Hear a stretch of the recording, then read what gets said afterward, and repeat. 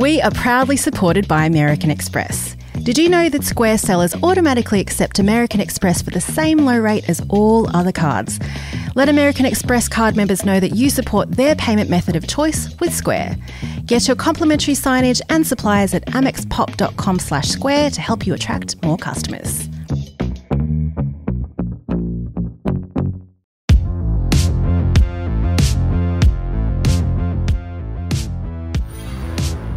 Yeah, I remember talking to the team that night. I cried. I cried in front of them. What I would not do, and write this down, put it in highlight, don't do it. We made so many mistakes that we're always going to make. Don't let Lorenzo measure the store. The idea that we increase our prices, and then obviously all I think about is no one will come to us anymore. A lot of them were terrified that the business would fail within 6 months. They said that in those words. They were like, you will not survive 6 months. This is Cool Room Confessional, a podcast by Square. In this series, we're offering hospo business owners a place to confess their problems. With some expert help, we're going to try and solve them. I'm Melissa Leong. I've been a writer, culinary critic and TV judge. The guys are staring down the barrel of some potential hurdles that could make them stumble on the way to expansion. Let's see if we can help them.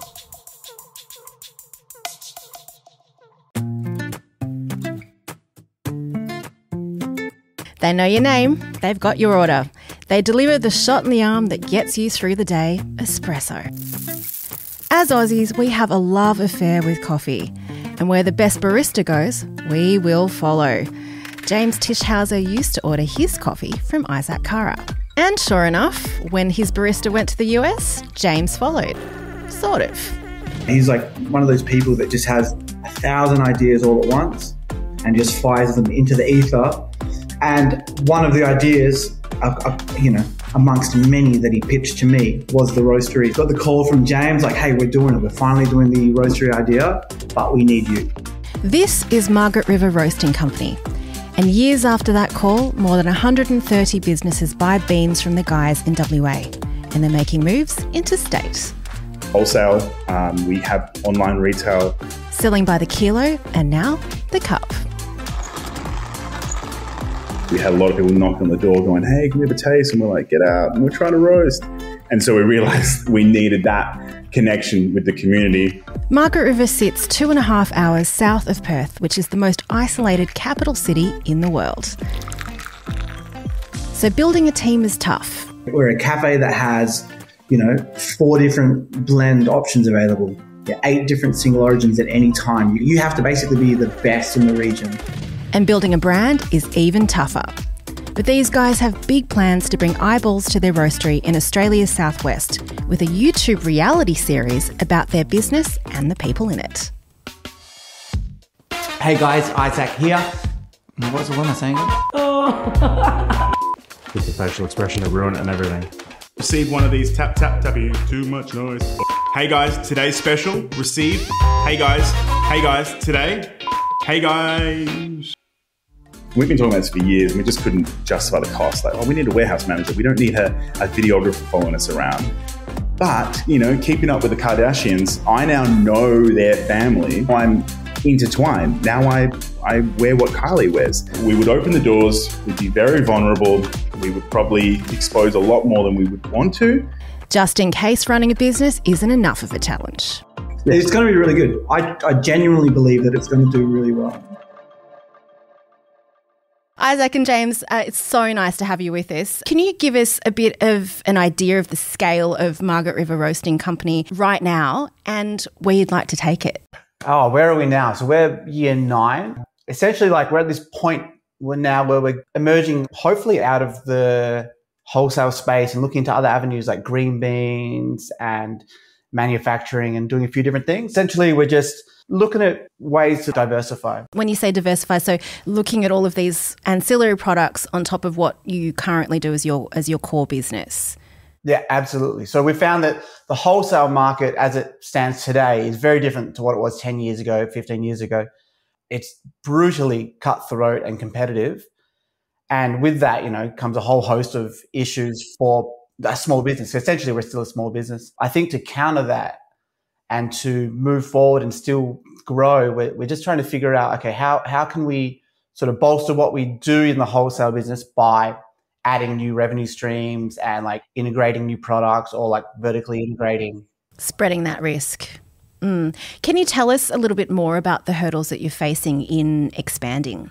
Yeah, great question. I suppose as we look to expand, you have more staff, which means great, more support, but it also requires looking after every individual in the team. And I suppose as we're seeing a little bit of a drop in pricing against all the competitors, we're finding more and more as a race to the bottom. So we're still having to provide that service, that support, but with costs that are having to go down, but at the same time, green beans are going up. So that's kind of, we're in a really tough position whether to follow where the big guys are going with the pricing or stick to our guns. Can you tell us a little bit more about the hurdles that you're facing in expanding? Yeah, we are blessed. We're in such a beautiful part of the world. So we see it as a positive, but absolutely working with cafes and restaurants, hotels, and all the partners that we work with, there is that logistics of costs of transport and that fear of, I guess, will you guys be able to support us? You're 3 hours from Perth, or if you're East Coast, it's like, well, do you guys have a support team? That would be one of our biggest challenges down here. Now, businesses and consumers alike are grappling with price rises. How is that impacting your business right now? Brutal. I think coffee green bean prices have gone up 117% in what they cost us 20 years ago. And then the actual cost of a cup of coffee, as in like, say, if you want a cappuccino, has only gone up by 25%. So us as a roaster, we're dealing with having to pay quite literally 117% more for the same coffee. And we are then selling it at a lower cost because the wholesale market is so saturated, so flooded and so competitive. Not to mention you've got to give gear and whatnot with that. So our margins are just becoming razor thin. Look, we've brought in Donato Tocci and Nick Palumbo of the iconic Gelato Messina because their brand has been where you guys have been, and there are some really interesting parallels between both businesses. Guys, thank you so much for being here. Pleasure. You're welcome. For those of you who don't know, and I can't imagine that there are many of you, Gelato Messina is beloved Australia over for its gelato with a creative twist, courtesy of Donato, the tastemaker. Donato, Messina's reach is extraordinary. There are shops all over Australia, even Hong Kong, and now Woolworths. Are we allowed to talk about that? Does it ever blow your mind when you see your work absolutely everywhere and beloved by Australia? Totally. It's actually sometimes very surreal. I still think to the early days of Darla and just that one store, and it hasn't sunk in yet to see 32 stores and Hong Kong and be able to taste the same product everywhere. I don't think I've had anything to do with it. Oh, look, you're one of the most humble people I know, and I know that even though things expand the way that they do, you're just kind of like, oh, I don't know if I feel like I've made it yet. I'm like, I'm here to tell you, you've made it. There's a whole group of us that push it forward. Tell us what it was like going from opening doors to realising that there was a much bigger proposition at hand for you should you wish to choose to do that. There's two Messinas, right? There was the original one where we had a whole group of partners. A lot of them were just financial partners, not working partners. And the motivations were completely different. And I think we got to about 6 or 7 stores. And then I got completely diluted and became just a manufacturer and virtually got kicked out of the retail part of the business because they thought there was a conflict of interest. And so what happened was it fell in other hands in terms of management. I still had a small share of the retail business, and that lasted for about 16 months, and they drove the business to the ground. Again, because the motivations were completely different.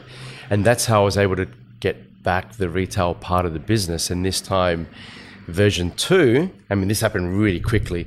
Version 2 was me just basically starting from the ground up and probably working 80 to 90 hours a week, if not longer. And then just built it and built it and built it. And then, recognizing people's talents like this guy and asked him to come on board and become a partner. And, we worked in the kitchen. We worked in the kitchen together for 3 years? In like literally 12 square meters. It was like dancing. Like there was no room. It was like just, we wouldn't even bump into each other. Really intrigued to hear about that first leapfrog to stepping it up to that next level. Like what happened? What was the catalyst for that change? And then how how you sort of facilitated that growth. The first incarnation of Messina, we were manufacturing the product centrally, turning it into a gelato, and then shipping that gelato to stores, right?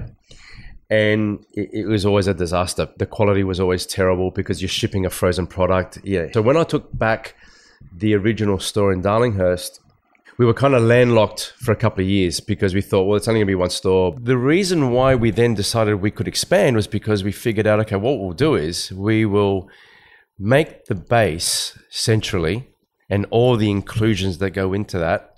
But then instead of shipping a finished product, we would ship that mix to stores, and then each store would then convert that fresh into a gelato. Two, defining things that have made Messina what it is, and again, it's really obvious now and everyone does it, but at the time no one was doing it, was putting the churner on show so the customers could see the product being made, and far and away the genius of having 5 specials. Because we're restaurant background, so we ran the ice cream or the gelato business as from a restaurant perspective. My brother came in and he was doing all the front of house, and he goes, wouldn't it be cool to do some specials every week? And we just do a specials board.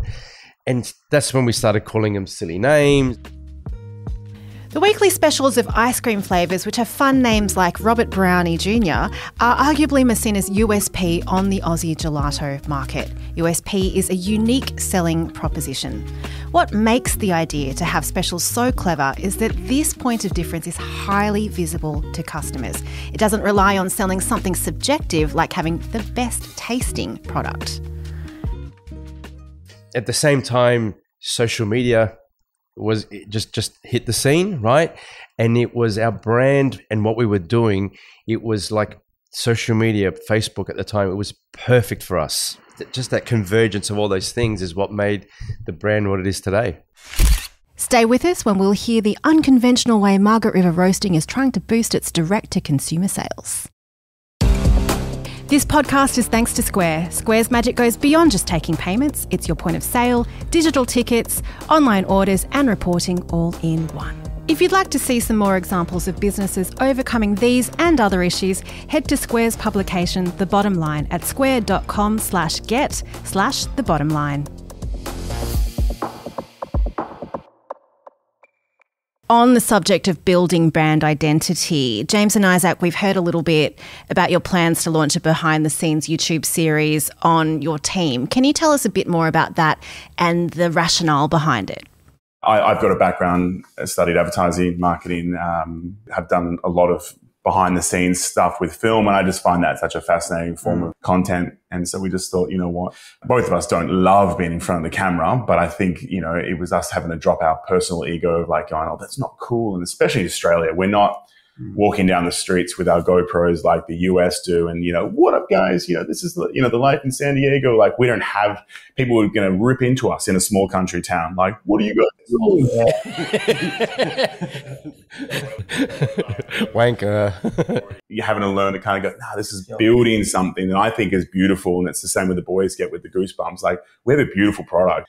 So we've been talking about this for a few years, but it was just trying to convince our accountant, to justify having a full-time videographer. But I was like, we need to strip this down. I think we need to show a bit of vulnerability. And I think with vulnerability, we'll hopefully open the doors for people going, oh, these guys are human. Like, they're going through the same issues. And unfortunately on YouTube and other platforms like that, you want to see the chaos. You want to see a little bit of what's going on? Oh, do they survive? Do they not? Yeah, it's just a chance behind the scenes because there's so much that happens and we go, gosh, if anyone knew that this guy broke his leg and our roasting machine just literally blew up and it was on flames, they're the kind of stuff that I think people want to see. The reality of business. The reality of business. The chaos that is running a small business. Yeah. I mean, you boys would definitely know the first periods where you've got a core team and you're growing and expanding. Yeah. Every day there's a new challenge that pops up. You're like, oh my God, how do I put out that fire and that fire and that fire? Yeah. Part of the justification was that, hey, this will grow our direct-to-consumer market tenfold. The boys are launching a bold branded marketing series. Something to consider as they create videos is to stay true to Margaret River's brand personality. If you want to nail down your brand's personality, Boost Juice founder Janine Alice recommends businesses use the brand archetypes model as a guide. So because of your name, you could go, okay, my brand archetype is the Joker. So then by knowing that, every time you do a marketing campaign or marketing, it has to, what's my personality? So you bring your brand to life. Yeah, I think the reality of vulnerability and showing a personality and a brand personality as well is a way to connect with customers. And I mean, I think Messina have done that superlatively over the years. So let's talk about marketing and brand personalities. On the Messina side of things, if Messina were a person, who would that person be? Could you describe them as a human? Oh, well, for me, the way I sort of see it is that Messina is her own person. She, he, whatever you want to call her, is they, it. them. They, them is an honest mate. Just someone who's just super chill. We're not curing cancer. No. The goal is to make people happy when they come into the store. That is it. That's it, right? That's it. And sometimes as businesses, we try to overcomplicate. We try to think that people want more stuff from us. And, you know, we've tried so many things over the years and they've been spectacular failures, right? They're amazing for about 15 minutes and everyone's talking about it and it's great. And then everyone just goes back to ordering a scoop of gelato and that's it. Could I just say, from like a punter, sort of like an outsider, it's awesome to hear someone as established as you say, hey, we're just making gelato. Like, you're exactly right. I feel like everyone's trying to, I don't know, push some propaganda, but to hear is just like, hey, we just want to make your day better by serving you wicked food. The most important thing is because we are a treat and generally you come out of your way for us, it's part of the mindset that we need to make it as best as we can. I think we can definitely relate. Coffee 100%. is like a very important thing for most people to survive, literally, like number one legal drug going around. High five. Yeah. For us, you know, to have a bad cup of coffee, we relate that as well when we hear that message come through. And firstly, you know, for so many years, I used to point the finger at the cafe because I had no control. It's like we roasted it perfectly.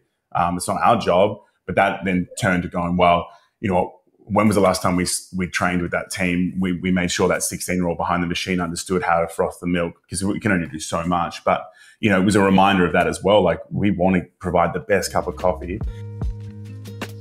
Any wholesale business like Margaret River Roasting Co. will come up against the same challenge: how to manage the quality and reputation of their product when there's another set of hands between them and the end customer. James and Isaac manage this issue by providing quality equipment and training to their clients.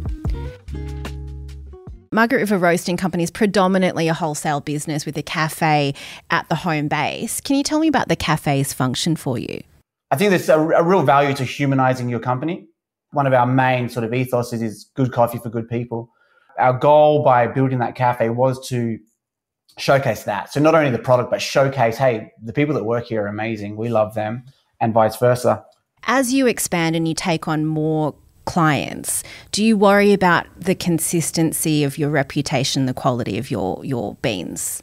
Yeah, I think that's a really good point. Like, that's something that we do battle with, is like wanting to grow, but then trying to keep special to, you know, especially down here, there's towns where, you know, if we're in one cafe and then we go into another, then straight away the other's like, oh, we don't feel special anymore. We want to be, you know, the main one. And so it's a really hard balance to go, hey, we're trying to grow. Then you're like, buy all the beans then. Then buy all the beans. Yeah, exactly. So it's a real hard one. And because coffee, I feel, is in a cafe sense, is it's a prominent product. Oh, as well, like, just, can I just say, massive Messina fanboy over here, by the way. See Donato blushing. Love it. You give it to someone, they scoop it, wicked. It's an amazing experience.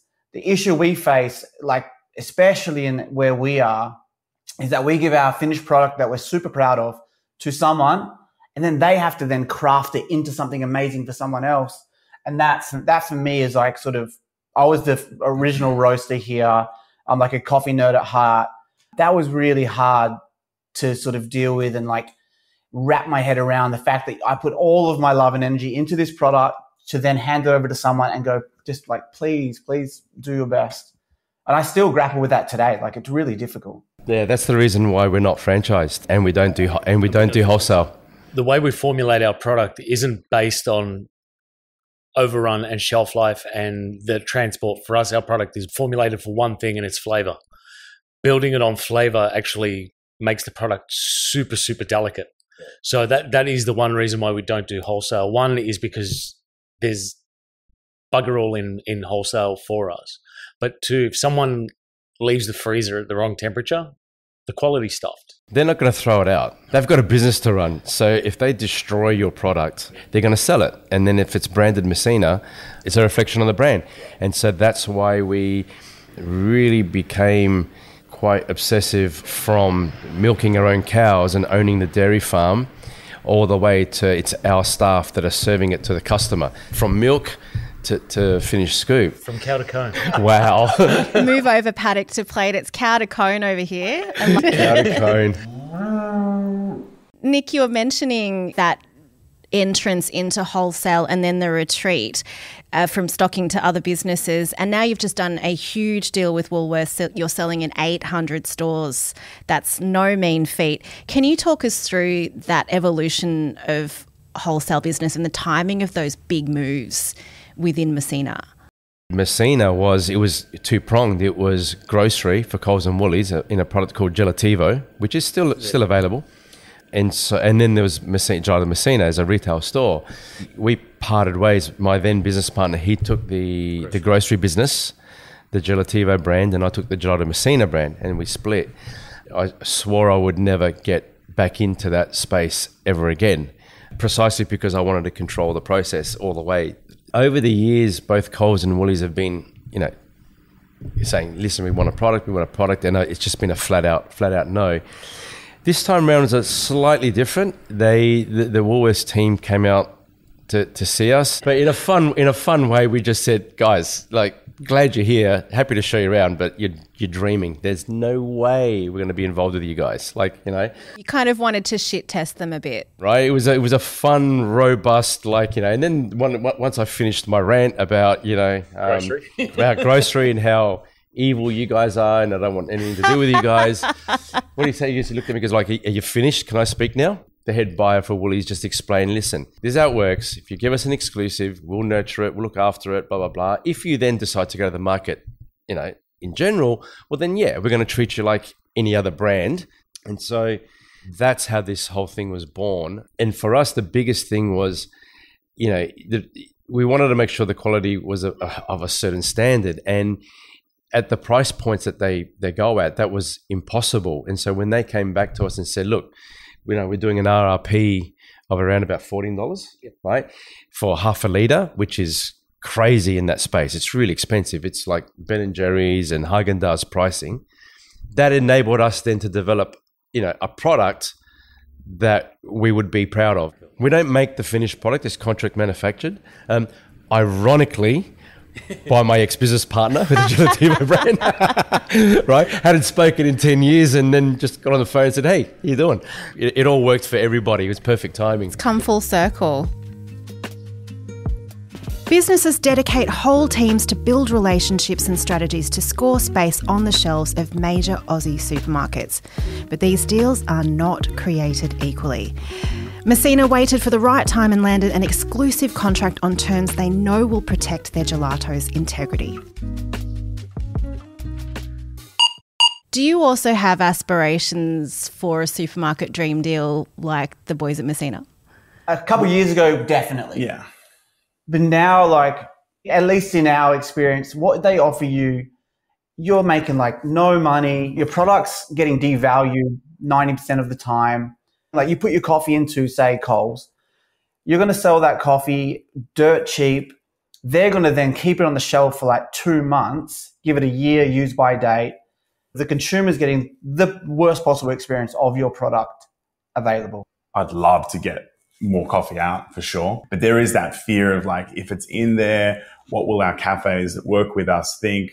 Will we be not specialty anymore? This is why I asked the question, is because Messina is known for having a marquee of high quality, as a brand, and choosing to go into that retail space.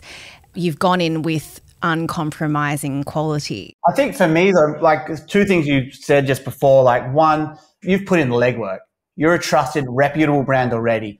I don't believe that we, at least nationally, are there yet. I think locally, 100%. In WA, 100%.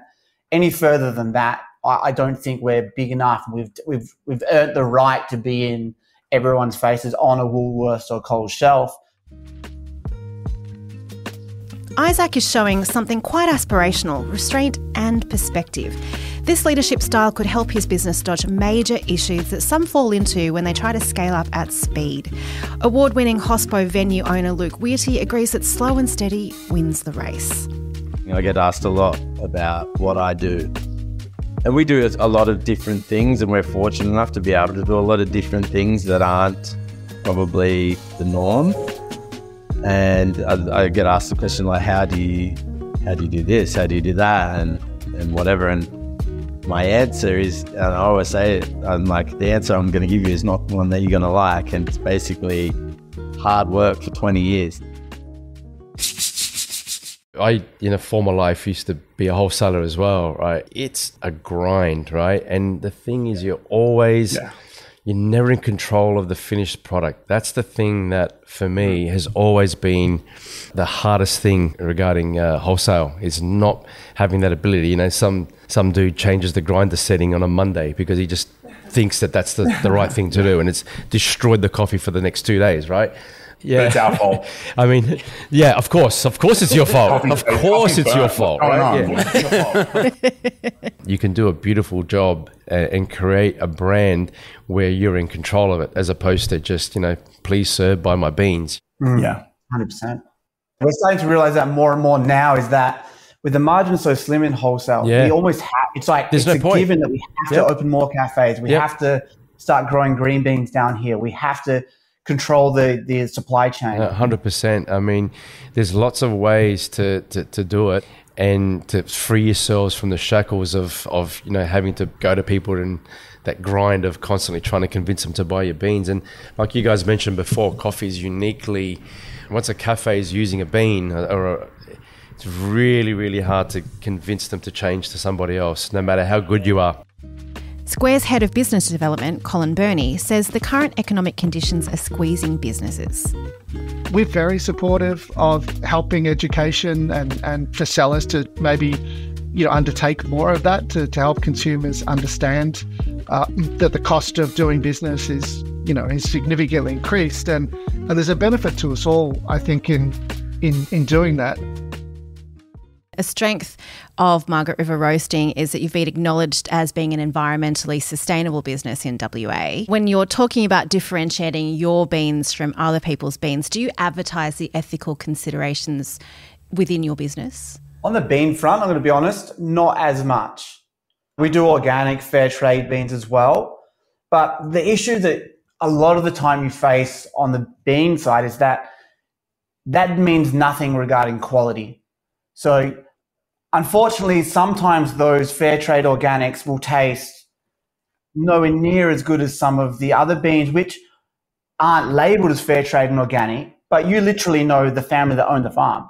You know that it's their family that are in the dirt picking the cherries. You know it's fair trade, but they don't have the cash to pay for the little labels.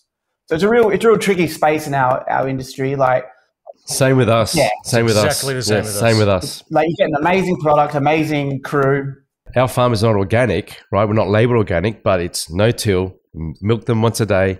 Don't feed them grain. When we bought our dairy in 2015, we thought that the world was going to go crazy at the fact that we now milk our own cows.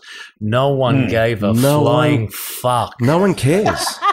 No one cares. Like, it really kind of... So now I'm going to get a bit of... Now the Sicilians are going to come out and... Be as Sicilian as you want to be right now, Nick. Yeah, because the thing that is really annoying is, we always talk about sustainability and this and that and whatever, and customers always, they at the moment everyone's going mental about the foam containers and this and that. So we go and we spend all this money with a guy down in Melbourne to make these foam containers that they are fully recyclable. All you need to do is bring them back to the store, and then we ship them to Melbourne, and then they turn them into foam pallets, right? How many do you think we send back to Melbourne? Goose egg. 0. Yeah. No one brings them back. But online, everyone's so concerned about polystyrene. It just drives me insane. I love that you guys still counter that. you know. I'm 55 now, so I can be a bit more. He's turning into the guy. Just ignore him. Don't worry about it. Just ignore me.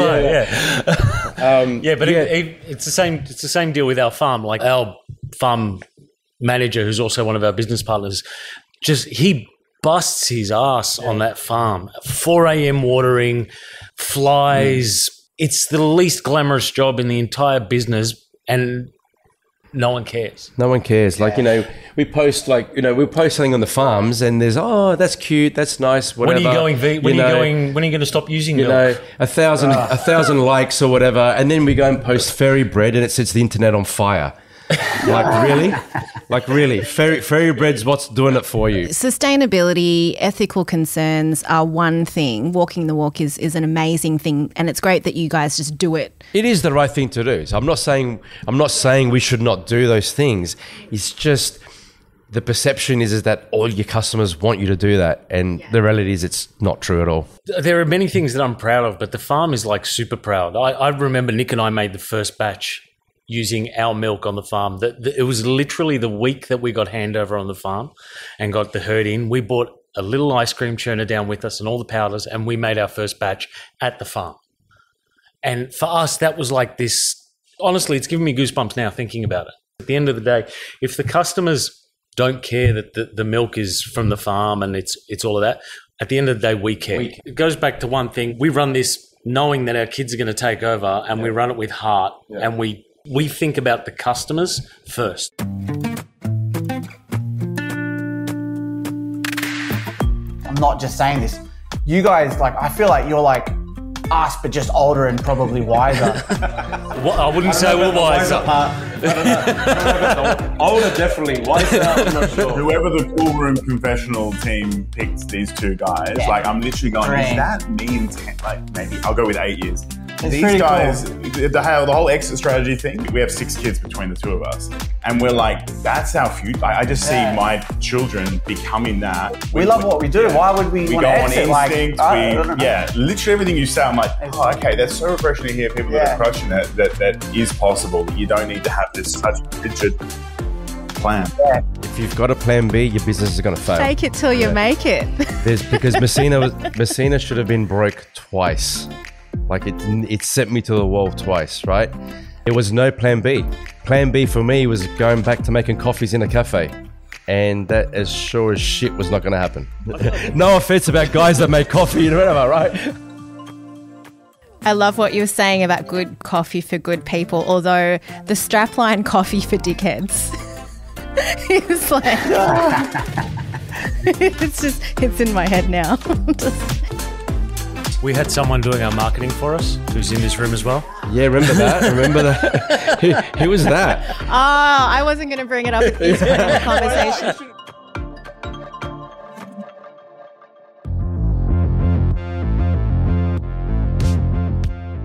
So Isaac and James, I don't know if anyone's told you that I used to do the marketing for this. In fact, you were our first one, right? Yeah. James and Isaac from Margaret River Roasting Company and Donato and Nick from Gelato Messina, I want to thank you all. It was a chaotic, far-ranging conversation, but a lot of really amazing insight and a lot of heart as well, which I really appreciate. So thank you so much. Thank you, Melissa. Thanks, Melissa. Thanks. If you'd like to see some more examples of businesses overcoming these and other issues, head to Square's publication, The Bottom Line, at square.com/get/thebottomline. Coming up next on Cool Room Confessional. I'll be honest, the first day that we opened, I looked at our cakes and I'm just like, wow, this is really underwhelming. You're going to want this because it's unique. It's the only one in the entire city. And then they were just like, nah, we're good. We're not really, we didn't ask for this. Take it back where you came from. This podcast is thanks to Square. Hospitality has enough on their plate. Square builds business tools that help hospo businesses like yours run smoothly. It's more than just payments. From table layouts to a digital ticket system for your kitchen, it's all integrated and it all talks to each other because service still matters. Find out more at square.com/my/service. We are proudly supported by American Express. Whether you're baking bread at sunrise or serving drinks into the night, American Express has your back. As a Square seller, you pay one low rate to accept all major cards, including American Express, and you can order complimentary signage to attract more customers directly to your door at amexpop.com/square.